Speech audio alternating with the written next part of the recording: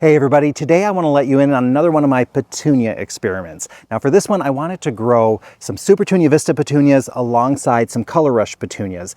These are two varieties that are known for being very vigorous, loaded with flowers. They're self-cleaning, so the dead flowers just fall off on their own, and they bloom at least until the first frost. So I can confirm that both varieties are very good on those accounts, but how do they look side by side? Is there one that outperforms the other? Well, I'm going to first tell you this is by no means a definitive comparison because I just have two pots that I planted up and in the end I'm left with more questions and wanting to plant more of these comparisons to answer those questions because I'm left kind of hanging a little bit. But I will say that the way that they both turned out, I would be pleased as punch to have either one of them hanging in my yard. What I did is I took two identical 14-inch hanging baskets and I planted two plants in each one. And by two plants, I specifically mean one pink and one white. So there's only two plants per pot. So 4 plants were used to create these two hanging baskets. That's it. That's how big these two varieties get. They just keep growing and growing and growing, and they haven't even finished yet. They're going to keep going all the way down, as they extend farther and farther. So these are amazing petunias, but let's take a look at kind of the differences between the two before I tell you which one is which. Now the size of these plants is very, very similar. So I'm not gonna go out and measure the circumference or anything like that, but visually they look very, very close to each other. Now I will say that this one here, the pink definitely kind of dominates a little, whereas on this one, the white is a little more prominent. And then when it comes to flower size, there is a difference as well. So the white bloom on this side is definitely bigger than the white bloom on this other side, I mean by quite a bit. So there is a little difference in the flower size. And then for the pink, one is a little lighter than the other. The color isn't that big of a difference, but it definitely is worth noting. Now as far as the habit goes, they're pretty similar. However, I will say this one has a little bit of a denser habit. I can't really see through it at all. There's a lot of green leaves. This one here, a little bit more of a spindly effect going on in there, but it hides it pretty well. I will say that I do notice maybe a little bit more spent blooms on this one than this one, although not so much actually. They're pretty similar on that front. So in the end, very similar results from the two. So are you ready for the big reveal? Which container contains which petunia? Well, this one over here has the ColorRush petunia. This one over here has the Supertunia Vistas. So did you guess it? Did you know which one was going to come from which? I'd say if I was driving through town and I saw either one of these, I probably wouldn't know which type of petunia was in there. However, after doing this experiment, I'd say I have a pretty good idea of some of the differences, especially between the two pinks. I think I could spot that, but otherwise they're pretty neck and neck. Definitely tells me I need to do more experiments like this because I'm so curious now about some of the other colors because ColorRush has a whole different set of colors as the Supertunia Vistas, so that's kind of interesting. And I wonder if the whole series is consistent in size and flower coverage, or are there some colors that maybe are a little sluggish? Who knows? You know, that's the kind of stuff I wonder about. Now I do have some other experiments that I was kind of running. So I thought, well, I have you. I'm going to just take you into Greenhouse 3.5 and just show you an update on those because it's kind of interesting to see. And some of them you've seen before, and I think you'd like to see exactly where they're at. So let me pop in there right now.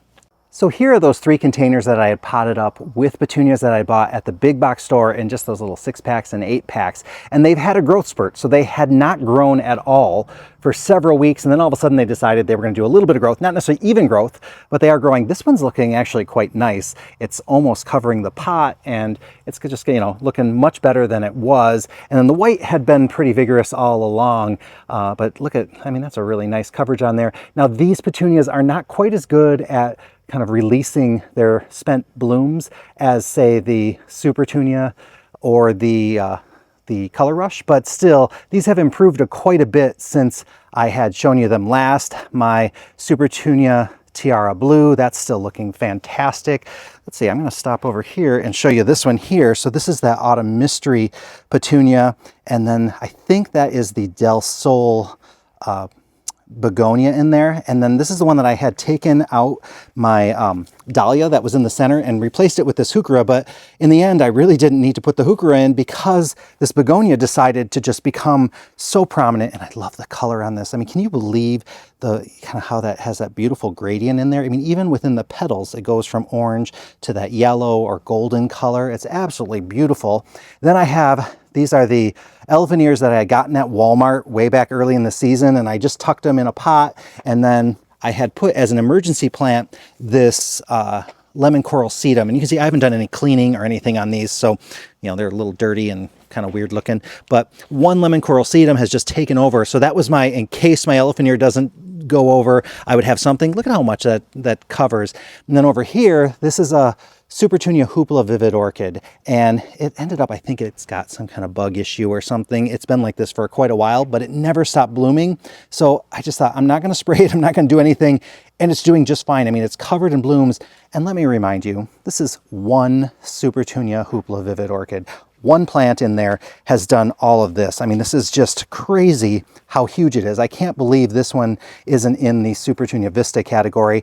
And then we can see this elephant ear, a little beat up, but that's how it goes.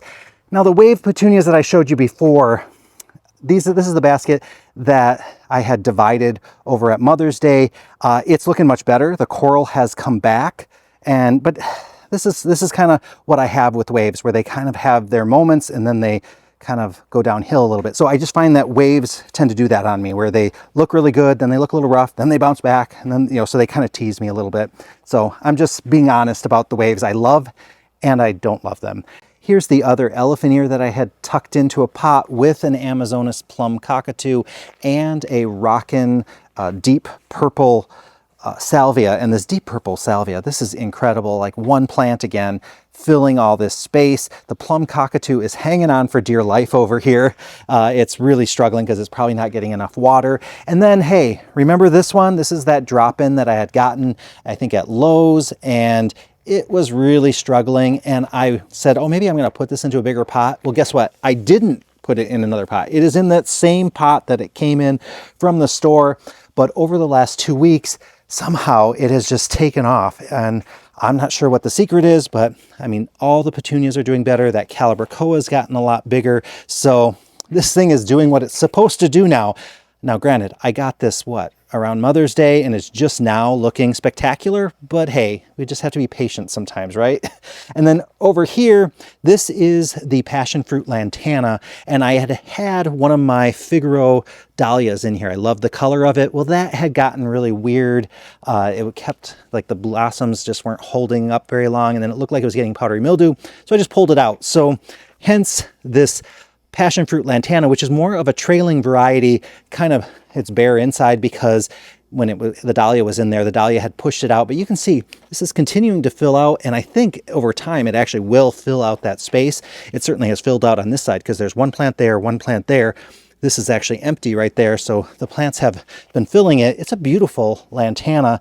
And then I had shown you this one before. This is the one that the birds had laid their nest in, so I left it and I wasn't watering it. Well, you can see this Sweet Talk Kufia doing fantastic.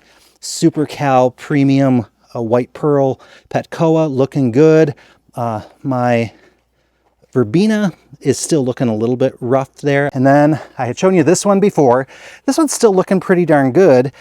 This is the one where the Calibrachoa had just like spontaneously died on me, but still looking good. And then this one has come back. So we have the Supertunia Latte in there. This is the Verbena, the Superbena Royale Romance. And then this is the Campfire Marshmallow Bidens. That has really gotten a lot better.